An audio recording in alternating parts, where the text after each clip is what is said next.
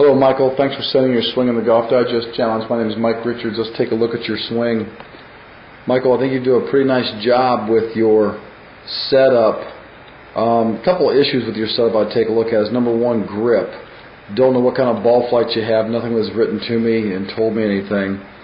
But I'd like to see your right hand get a little bit better touched up. And what that means is there's a V on your left hand right here, and there's a V on your right hand over here. I'm going to highlight those again. I'd like to see those V's get right in line with each other, which means your right hand grip has to come more over on top or more towards the left and more into the fingers.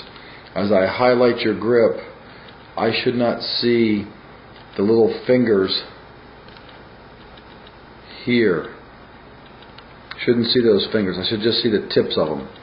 And then your right wrist would be in a position where it's not so straight looking. One of the examples I want to show you, or models I want to show you, is when you look at the grip over here in a highlighted form, you see how your hand, your right arm runs very straight down here.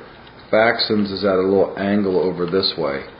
And I think that's the next thing I lean in towards, is once I fix your grip, I then want to get the shaft of the club running up the left arm. Yours kind of goes up and a little bit of an angle this way. So I'd fix those two setup issues, and as you look at your golf swing as a whole, I think I'm going to play it in fast motion first, Michael. As a whole, it doesn't look bad. I think you do a nice job with your support of your body underneath there. The golf swing looks pretty good going back. I think you got behind whatever swing you were making. I think you got behind it pretty well as you come down into the shot. Just a hair slidey past that ball with your body. But it looks to me like you make a decent job of your impact. You return the club. I know your club's kind of shadowy. That just shows the shutter speed's not quite like I want. But you do a pretty good job here as far as getting the shaft and the arm back to a nice lined up position. And you make a decent release up at it. I like how you get to your left leg, and it doesn't look like a whole lot of movement to your body. So I like what you do here. Again, I think just a couple of touch-up issues on your setup, posture as far as your grip in your left arm would definitely help your ball striking.